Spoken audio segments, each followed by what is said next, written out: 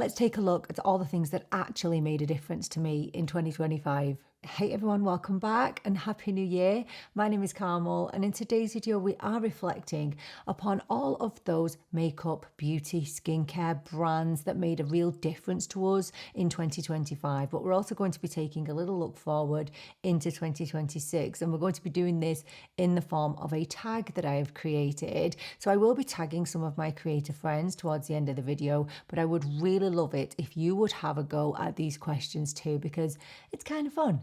So if that sounds like something that you might be interested in, then please do keep on watching. So in the last 2 weeks, we've definitely been reflecting on the worst makeup of 2025, the best makeup of 2025. And this is definitely a little bit more generally reflective. So looking at brands, looking at general makeup, beauty and skincare that have really made a difference to us in this year. So I'm going to be asking 10 questions. Some are definitely a little bit more reflective than others. So question number 1, the beauty products that I would not leave the house without in 2025. And this was very, very easy for me. It's always going to be lipstick. Now, my choice of lipsticks that I grab when I walk out the door can vary depending on the look I'm going for, but generally on a day-to-day basis, you know that I'm going for a very simple, plain makeup look, and this has become my absolute number one go-to lipstick. Now, I love these lipsticks from Dior anyway, the Dior Hydrating Shine lipsticks. They are my absolute favourite. But this one in particular, this is the shade 100 Nude Look. And honestly, it's the most... Oh no, I've only got this much left. Oh no, I didn't realise. I literally go through these so quickly, it's not even funny. But anyway, 100 Nude Look is the absolute most perfect nude. So you know, like some nudes, they can just be a little bit too pink. Some can be a little bit too beige. This is neither. It's the most perfect nude lipstick. But not only is it the perfect shade, these Dior lipsticks, these hydrating ones, they're just perfect. They are like a step up from a lip balm. They feel beautiful. There's no tackiness. There's no stickiness. They actually smell lovely as well. They kind of smell vanilla-y. It's not like that choking Dior fragrance that you can sometimes get. I live for these, and this, I do not go anywhere, any day without it, and that's probably why I already need a refill. Oh man. So yes, my number one product that I could not leave with the house without this year, it was this. So number 2, 2 makeup or beauty products that I could not stop recommending in 2025. So if you have been with me, I think you can probably predict what those 2 are, because I definitely sounded like a broken record at times. So I think the first one is definitely this from Wet n Wild, the soft pink loose setting powder. And I think I just kept recommending it, or I keep recommending it, simply because I didn't think I would like this, because I have the original loose setting powder from Wet n Wild, didn't really like it, but then I found out that the ingredients are completely different in here, so this is talc free. It cost me €6 for a whopping 20 grams of product. How good can that be? Well, it turns out very good. I couldn't believe how smooth and beautiful this was, not only under my eyes, but everywhere. And that's why I keep recommending it. And this has definitely been one of those products that people have gone away and tried and come back to me and said that they've loved it and thanked me for the recommendation. Now, that doesn't mean that it's going to work for you individually, because skin is skin. Skin is different, and what works for one won't work for another. And I've definitely had people coming back to me and saying, the Wet n Wild just didn't work for me. And listen, that's makeup for you, but I'm still not going to stop recommending it, because this has literally been one of my favourite products of 2025, and that's why I won't shut up about it. And the second product is definitely this from Makeup by Mario. This is the Soft Sculpt Transforming Skin Enhancer. How exciting can a bronzer actually be? Because basically that's what this is. And do you know what? Bronzers are not that exciting. However, this is. And do you know why it's so exciting? It's because, number 1, the shade is everything. So this is the shade Light Medium. It doesn't look like I've got bronzer on. It just perfectly sculpts and warms my skin without being orange, and without being too warm, it looks like my skin. It looks like my skin better. And for me, who has dry skin, this has been transformative. Bronzers, maybe not that exciting, but for me, this was the most exciting product that I tried in 2025, hence why I will not stop recommending it. Question 3, skincare products that actually made a difference to your skin in 2025. This again was very easy for me. There's one product that absolutely helped to transform and continues to help transform my skin in 2025. And it's actually azelaic acid. It's not necessarily this one from The Ordinary, but this is probably my favorite. I have lots of different types of azelaic acid in my room. And the reason being that it literally stops my rosacea in its tracks. This is one of the most beautiful anti-inflammatory skin products I've ever used. Now, I didn't know fully at the beginning of the year that I was suffering with rosacea, but after a really bad outbreak in the summer, I was diagnosed and this was recommended. And I already had azelaic acid in my routine on occasion, but I didn't really realize the power of it. And how powerful can a €10 product be anyway? Very, very powerful. So in 2025, I learned to identify a rosacea outbreak, which I do get very, very often. However, when I recognize it, I pop azelaic acid on and it will literally stop it. And it can literally stop it within hours. If you suffer with acne, this is an amazing product, honestly. And again, so affordable. So I'm not just recommending the Ordinary version, but this is my favorite, but I'm not just recommending this, any azelaic acid. Azelaic acid has literally changed my life in 2025. The next question is a brand that has impressed me or stood out to me in 2025. And this was a no-brainer for me. It's Morphe. So without sounding like a broken record, because I do talk about this quite often, Morphe were never really a brand that I got on board with, wasn't impressed with their products, even in their 2016 heyday, wasn't impressed. And when I saw their downfall, predominantly I would say due to the influencers that they used to work with, I wasn't really surprised, and I was happy to not use Morphe, especially with how they treated their employees, allegedly. I just was happy to leave them behind in 2016. I wasn't bothered. However, they are definitely an example of a brand who have turned things around, who have listened, and who have come back bigger and better than ever. Probably have 90% of Morphe's launches, and every single product, bar one or two, I have been completely blown away with the quality of them. They are like a different brand altogether. So they have literally risen from the ashes, and I really hope that this is an example of a brand taking on board what's happened and making strides to change that. And this kind of gives me hope, because there are definitely one or two brands that have kind of fallen from grace for me in 2025. And it gives me hope that, you know, if a brand really does want to learn from their mistakes, then they can.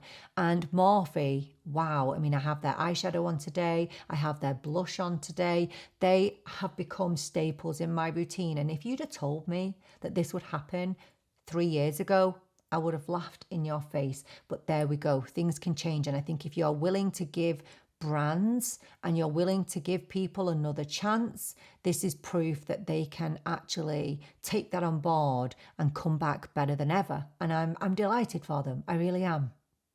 Number 5, a brand that has faded into the background for me in 2025. Do you know, there was one brand that immediately sprung to mind, and it's Rare Beauty. And I cannot begin to try and figure out why they have faded into the background for me personally.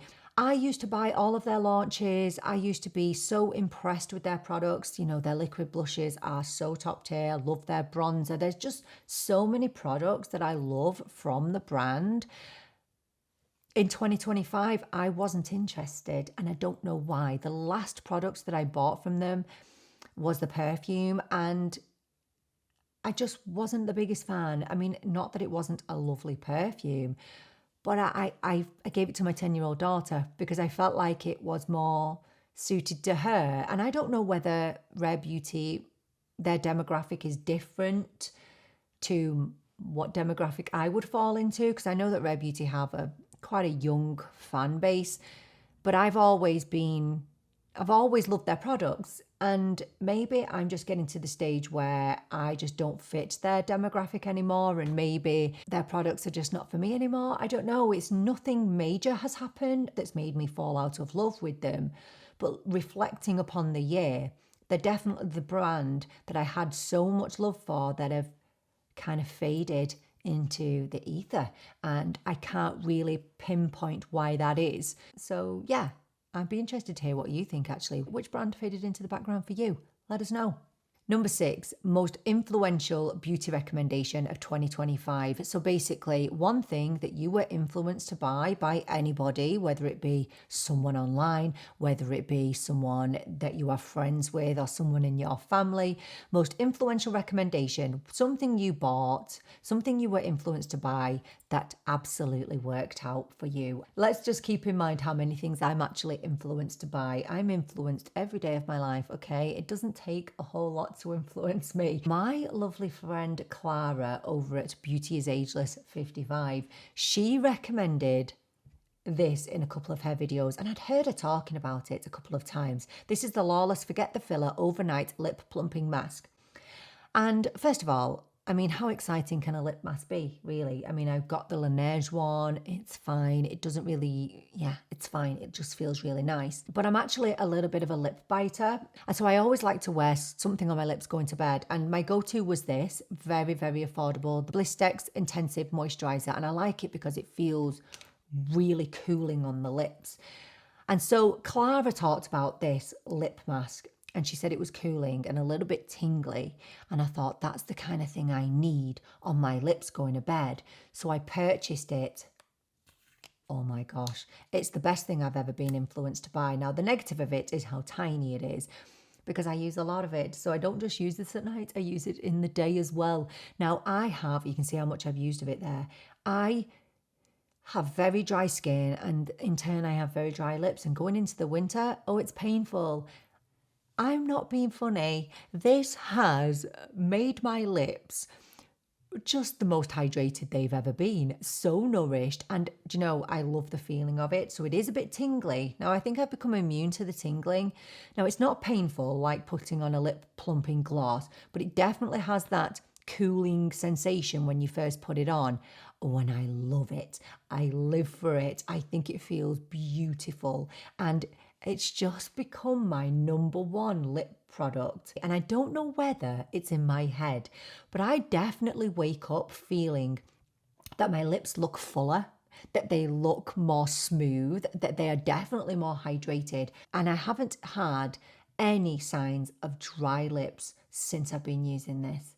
It is like a little bit of magic in a pot. And it's actually the first and only product I've ever tried from Lawless. So I need to buy some more from them. But yes, thank you, Clara. This is the best thing that I've ever been influenced to buy. It's amazing. So number 7, the hardest part of my beauty journey in 2025. And this is very, very easy to answer because it's most definitely been my rosacea journey. So at the beginning of the year, I didn't really know that I had rosacea. I had a sneaking suspicion. And then I had one of the worst flare-ups, the worst flare-up I've ever had of it. And it happened during my holiday with my family, during my vacation, the one time of year when you go away with them for an extended period of time, and it's supposed to be the best time of the year. You look forward to it all year. And this happened the day before I left and continued through my whole holiday. And it was really hard to not let it affect my time there. I mean, I really did work hard, and I actually did succeed in not letting it ruin my holiday. I still had a great time.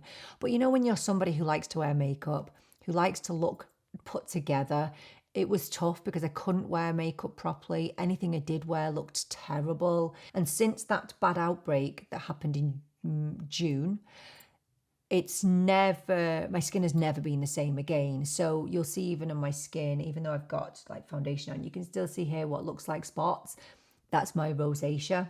So basically I have just had to learn how to, first of all, identify that this is what's happening. and to know how to treat it, which, you know, talking about the azelaic acid, etc., I've spoken to you about. But the hardest part for me is that ever since I've had that really bad outbreak, I don't know what I'm going to wake up to in the morning. Every single day my skin looks different. So some days my skin will look clear, but the majority of days I will have some sort of something going on. And I think some people just think that rosacea is just red cheeks, and it's not. It's a lot more than that, and it can really impact your confidence. So that has definitely been hard for me, but I'm getting there. I am getting there, and I'm hoping that 2026 will be a better year for me and my skin. The next question is one beauty lesson that 2025 taught me. So I would say that the biggest lesson that I learned in 2025 was not to overcomplicate my skincare. And I have touched upon this in a previous video. So I was always that person who would have a great mix of actives and potent actives in my skincare. And I've dabbled with, retinols and tretinoin over the years. And I've always had a really, mega step skincare routine. And 2025 forced me into stripping back my skincare routine, but it pushed me into a skincare routine that I think is more appropriate for my skin. So I am now at the stage where I've removed like actives, so retinols and retin-A's out of my skincare routine. And I am still using some actives, so gentle vitamin C and hyaluronic acid and things like that. And I don't use salicylic acid as much as I did because it does trigger my rosacea. So I use it now more strategically across my face than I used to. So I've definitely stripped things back because I've had to. And I'm still learning. There were some days, for example, last night I did my skincare routine and I just used a toner and a moisturizer. And sometimes I can go to bed after doing that and think, am I going to age overnight now? Like, am I really doing my skin a disservice? When actually, no, I'm not. I'm actually doing my skin a lot of good by stripping things back and not over bombarding my skin with all of these actives that it doesn't need, and my rosacea definitely doesn't need it. So I've just definitely come to a stage where I have stripped everything back and I'm not overcomplicating things in relation to my skincare, because I think it was definitely doing me a lot more harm than good. And my skin is definitely in a much happier place now that I've learned to do that. Next question, one product I'm excited to try in 2026. And if you are struggling to answer that question, then maybe a beauty prediction for 2026. That might be predicting a beauty trend, maybe one that might be on the way or one that might be fading away. But for me, I do want to share one product that I'm really excited to try in 2026 that I think is on the way. Well, it's one from Lisa Eldridge. So Lisa Eldridge has been talking about a concealer that's on the way, and it's definitely been spoken a lot about in the beauty community. And I've tried quite a few different things from Lisa Eldridge, and I've really liked some of the things I've tried, and some of the things have just been okay. But I just get a really good feeling about this because she's obviously taken a lot of time to formulate this concealer, and I really do think she's the type of brand owner, not just brand owner, she's the type of person that listens and that will not put out a mediocre product. I actually think it's either going to be amazing or not very good at all. I don't think there's going to be a middle ground with it. So I really have high hopes for it. So that is the absolute thing that I'm looking forward to most in 2026. So Lisa, can you get a move on? Because we're all waiting and we cannot wait. So the last question is 2 beauty resolutions for 2026. Okay, so I'm not really one to make resolutions, but I'm obviously very reflective, as you can tell. So I think the first resolution for me is I need to work harder to declutter. I really do. I'm a nightmare. I still have palettes from 2016 and just sat there. And do you know what? Sometimes it's nice to reference back to them, especially in my beauty videos. Obviously, some makeup is more important to me than others, but it's stuff that expires, and I need to declutter. And some of my friends are so good at decluttering and they do all these videos, and I just think I'd love to be able to do that, but I'm not ruthless enough. So I just need to tell myself that I don't need this stuff. I'm not going to need to refer back to them, get rid of them. So I'm really going to make more of an effort to declutter and to just free up my physical space and my mental space a little bit more in 2026. And I think the second resolution I'm going to make is that I need to stop overthinking my content. So for those of you who know me, you'll know that I cover drugstore and I cover high-end luxury because I am a fan of both. And I feel like I have a really nice balance. But I definitely kind of upset myself sometimes and think, oh my gosh, if I cover this high-end luxury foundation, my drugstore viewers are going to really hate me and they're not going to support me. And then I think the same the other way around. If I cover this drugstore video, or if I've got 2 drugstore videos on the bounce, my luxury high-end viewers are going to think that I don't like high-end luxury anymore. And it's really hard, honestly, to cater for both viewers, because what you tend to have are people who only like luxury and only like drugstore. And that's why a lot of creators pick a lane and they decide, right, well, I'm only going to do luxury from now on because then we don't have that crossover. And then some people pick just drugstore. I don't want to pick. Okay, I don't want to pick. I want to create both. And I know that's probably to my detriment because I do know, and I definitely notice it when I do a higher end video, that I will not get as many views as I do when I do a drugstore video. And I don't get that level of support from my drugstore viewers. And I get that because you're not going to buy it. Okay, I understand. And I understand vice versa as well. Some people will never buy drugstore makeup. But it does leave me in a little tizzy sometimes, and I will really overthink things. And I think I'm just going to move forward not doing that. So I'm just going to put out the videos that I am comfortable with, that I want to do, because I am genuinely a lover of both. And I'm never going to pick a lane. I'm never going to pick just drugstore. I'm never going to pick just high-end luxury because I have love for both. And I think I just need to be more self-assured in my choices on my channel. So that is my second beauty resolution for 2026. Whether I'll stick to them is another story. So now I'm going to tag some of my friends in. So the first person I'm going to tag is my beautiful friend Clara over at Beauty is Ageless 55. If you are not following her, then you really should. She's the most beautiful human being on the whole planet. She really does bring me so much joy, and I'm so grateful for her friendship. I'm really interested to hear what her answers to these will be.